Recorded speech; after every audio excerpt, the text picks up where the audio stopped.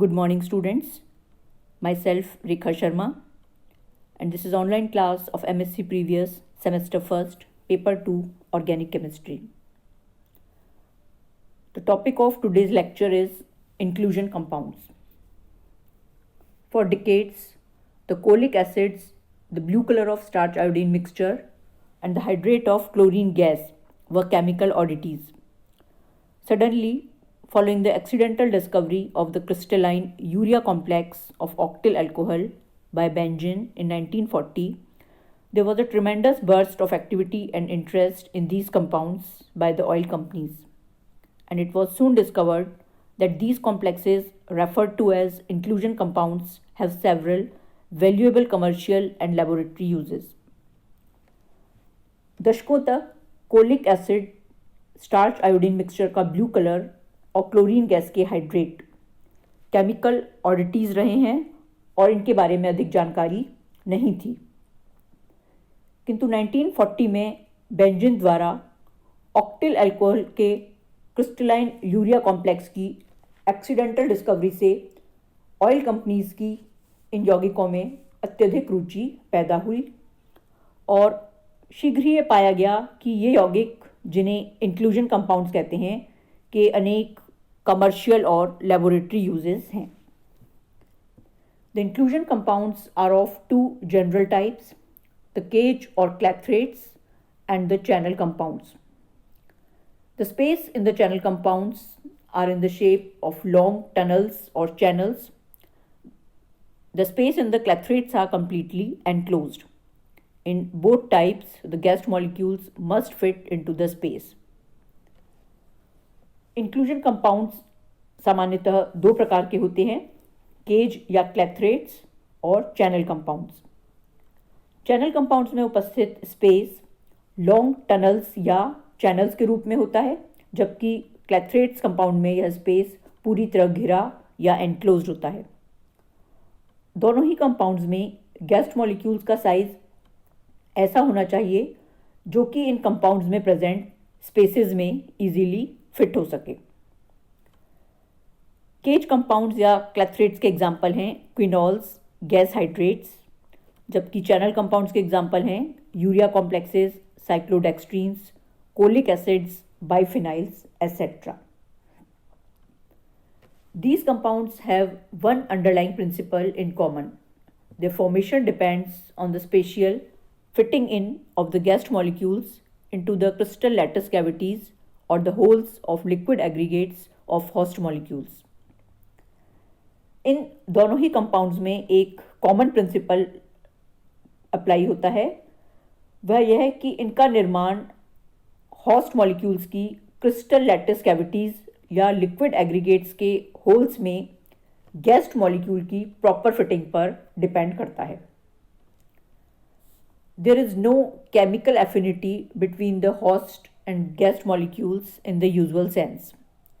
Example, inclusion compounds of even the inert gases have been formed. Inclusion compound formation depends upon the size and shape of the guest molecules and the reciprocal size of the cavities created by the guest molecules. This brings about a very close contact of the molecules, and the short range van der Waals forces become significant factors for compound formation. In compounds में host और guest molecules के बीच किसी प्रकार की रासायनिक बंधुता या chemical affinity नहीं पाई जाती. इस कारण इनर्ट गैसेस तक के इंक्लूजन कंपाउंड्स बनाए जा चुके हैं. इंक्लूजन कंपाउंड्स का निर्माण गेस्ट मॉलिक्यूल की साइज और शेप और साथ ही गेस्ट मॉलिक्यूल में प्रेजेंट कैविटीज़ के साइज पर डिपेंड करता है. इन कंपाउंड्स में होस्ट और गेस्ट मॉलिक्यूल्स के बीच एक क्लोज कॉन्टैक्ट होता है और कंपाउंड फॉर्मेशन के लिए short range van der Waals forces महत्वपूर्ण कारक होते हैं. Cage compounds. The first clathrate compounds, hydroquinone H2S, was reported by Höhler in 1849. The quinols, which are hydroquinone and phenol inclusion compounds, have been studied in greater detail. The clathrate formation arises by 3 hydroquinone molecules forming a cup through hydrogen bonds and 2 such units forming cage for gassed molecules. Compound formation depends upon the size of the gassed molecules. For example, hydroquinone will form quinols with methyl alcohol and argon, but not with ethyl alcohol, which is too large, or helium, which is too small. पहला clathrate compound या cage compound hydroquinone H2S 1849 में holer द्वारा report किया गया था। क्विनोल्स जो कि hydroquinone और फिनॉल के इंक्लूजन कंपाउंड्स होते हैं, सबसे अधिक स्टडी किए गए कंपाउंड्स हैं। इनमें क्लैथरेट का निर्माण 3 हाइड्रोक्विनोन मॉलिक्यूल्स जो कि हाइड्रोजन बॉन्डिंग के द्वारा एक कप शेप बनाते हैं के द्वारा होता है, और ऐसी 2 यूनिट्स परस्पर मिलकर गैस्ड मॉलिक्यूल्स के लिए एक केज का निर्माण करती हैं।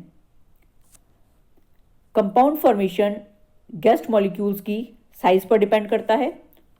For example, hydroquinone methyl alcohol और आर्गन के साथ तो क्विनॉल आसानी से बना लेते हैं, किंतु एथिल अल्कोहल जिनका की साइज बहुत बड़ा होता है और हीलियम जिनका की साइज बहुत छोटा होता है के साथ क्विनॉल्स नहीं बनाते। इस फिगर में क्विनॉल क्लैथरेट्स का स्ट्रक्चर दिखाया गया है। Hydrates, the gas and salt hydrates consist of crystalline compounds in which water molecules form cavities within which gassed molecules like gases CO2, SO2, Cl2, K2, CH4, etc. or salt like ammonium salts are trapped. Cubic unit cell is formed by polyhedra made up of 20 or more water molecules held together by hydrogen bonds. The first gas hydrate, chlorine hydrate, was discovered by Davy in 1810. Gas hydrates are now used for desalting seawater. Gas और salt hydrates crystalline compounds होते हैं जिनमें water molecules cavities बना देते हैं। इन compounds की cavities में gassed molecules जैसे CO2, SO2, Cl2, K2, CH4 जैसी गैसेस या अमोनियम सॉल्ट्स आदि ट्रैप हो सकते हैं। इनमें 20 या अधिक वाटर मॉलिक्यूल्स हाइड्रोजन बॉन्डिंग के द्वारा एक पॉलीहिड्रा बनाते हैं और ये पॉलीहिड्रा परस्पर मिलकर एक क्यूबिक यूनिट सेल का निर्माण करते हैं। क्लोरीन हाइड्रेट 6Cl2 46H2O जो कि फर्स्ट गैस हाइड्रेट था, 1810 में डेवी के द्वारा डिस्कवर किया गया था। गैस हाइड्रेट्स का यूज़ आजकल सी वाटर की डीसॉल्टिंग यानी नमक हटाने में भी किया जाता है। Channel compounds, the most common example of this class is the urea complexes. Gases of urea complexes are normal alkanes and their straight chain derivatives. In the presence of straight chain hydrocarbons, urea crystallizes in the form of parallel tubes or helices with the urea molecules arranged stepwise in head to tail hydrogen bonding and forming hexagonal unit cells. The diameter of the central channel is Ca 5 angstrom, which is just the right size to hold straight chain hydrocarbon molecules of their straight chain derivatives in a planar zigzag configuration. On the other hand, branch chains are too large to fit into the channel and rarely form inclusion compounds with urea. Channel compounds का सबसे common example urea complexes है जिनमें normal alkane और इसके straight chain derivatives guest molecules होते हैं। इनकी presence में यूरिया पैरेलल ट्यूब्स या हेलिक्सेस के रूप में क्रिस्टलाइज होता है। इन ट्यूब्स में head to tail hydrogen bonding के द्वारा urea molecules stepwise arrange होते हैं और हेक्सागोनल यूनिट सेल्स का निर्माण करते हैं। सेंट्रल चैनल का व्यास या डायमीटर Ca5 आर्मस्ट्रॉन्ग होता है, जो कि स्ट्रेट चेन हाइड्रोकार्बन मॉलिक्यूल्स या उनके डेरिवेटिव्स को एक प्लेनर या समतलीय और जिग जैग कॉन्फ़िगरेशन में रखने के लिए बिल्कुल पर्याप्त होता है। Branch chain molecules in channels में फिट होने के लिए बहुत बड़े आकार के होते हैं और इस कारण ये यूरिया के साथ इंक्लूजन कंपाउंड्स नहीं बनाते। Inclusion compound formation occurs most readily with straight chains of 6 carbon atoms or more.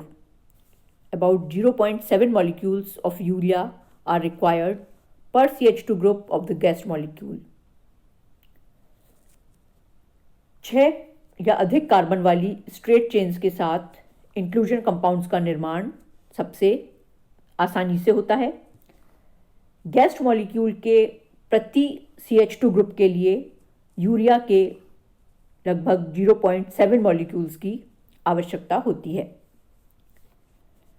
X-ray diffraction investigations show that urea normally crystallizes in a tetragonal structure, but in a helical inclusion compound, the NH-O bond distances are 0.05 Armstrong shorter than in a tetragonal urea. Apparently, in the presence of the guest molecules, urea can crystallize in the helical structure and the complex owes its stability largely due to the formation of strong hydrogen bonds and van der Waals forces between the closely packed molecules. X-ray diffraction studies दर्शाती हैं कि सामान्यतः urea tetragonal संरचना में crystallize होता है, किंतु helical inclusion compounds में NH-O bond distances tetragonal urea की अपेक्षा 0.05 आर्मस्ट्रॉन्ग छोटी होती हैं और गेस्ट मॉलिक्यूल्स की उपस्थिति में यूरिया हेलिकल स्ट्रक्चर के रूप में क्रिस्टलाइज होता है तथा स्ट्रॉन्ग हाइड्रोजन बॉन्ड्स और क्लोजली पैक्ड मॉलिक्यूल्स के बीच स्ट्रॉन्ग वैन डर वाल फोर्सेस के कारण ये कॉम्प्लेक्सेस बहुत अधिक स्थायी होते हैं।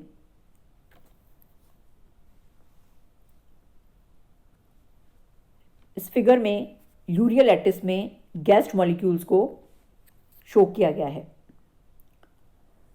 The heat of formation of the urea complexes is about 1 kilocalorie per mole of urea or 1 to 2 kilocalorie per CH2 unit of guest molecule.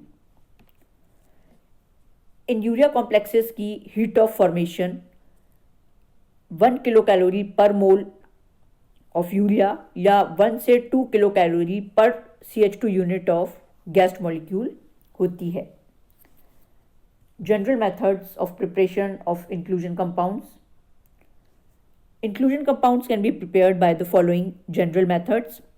Number 1, crystallization of host in the presence of guest molecules. Number 2, if host is soluble in guest component, crystallization of host forms a solution in which guest is solvent. Number 3, a common solvent which itself is not clathrate can be used if host is insoluble in guest component. Number 4, urea complexes are prepared by mixing hot methanolic solution of urea and of the guest and allowing to crystallize upon cooling.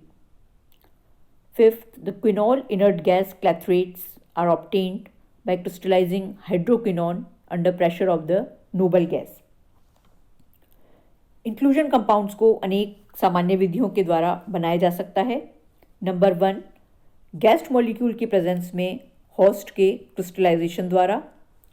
Number 2, यदि host molecule guest component में विलय है तो host के crystallisation से एक solution प्राप्त होता है जिसमें गेस्ट मॉलिक्यूल सॉल्वेंट का कार्य करता है।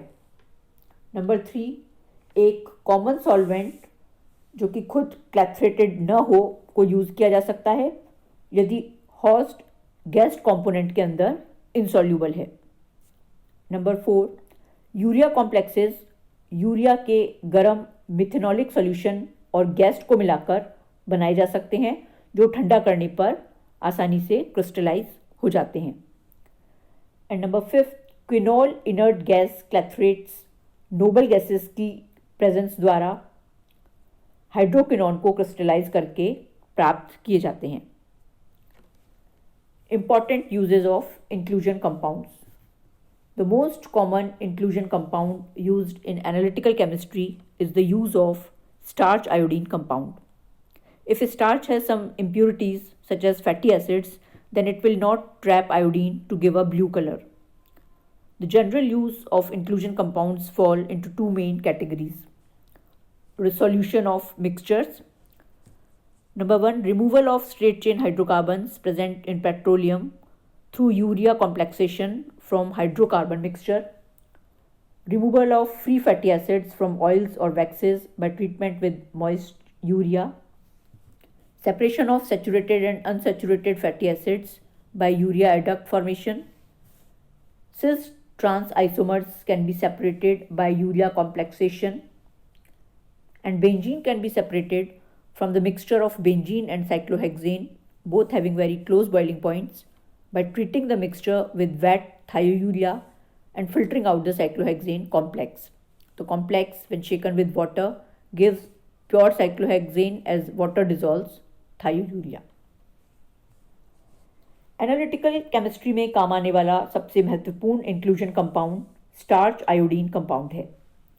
यदि स्टार्च में कुछ इम्प्योरिटीज जैसे फैटी एसिड्स प्रेजेंट होते हैं तो ये आयोडीन को ट्रैप नहीं करेगा और ब्लू कलर प्राप्त नहीं होगा।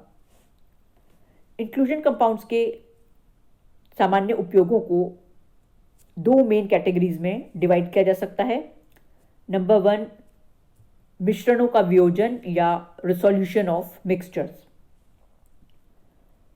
पेट्रोलियम में प्रेजेंट हाइड्रोकार्बन मिक्सचर से स्ट्रेट चेन हाइड्रोकार्बन्स को यूरिया कॉम्प्लेक्स के निर्माण के द्वारा हटाया जा सकता है। इसी प्रकार मॉइस्ट या नम यूरिया द्वारा ऑयल और वैक्सेस में प्रेजेंट फ्री फैटी एसिड्स को हटाया जा सकता है। यूरिया एडक्ट या योगोत्पाद के निर्माण द्वारा सैचुरेटेड और अनसैचुरेटेड फैटी एसिड्स को सेपरेट किया जा सकता है।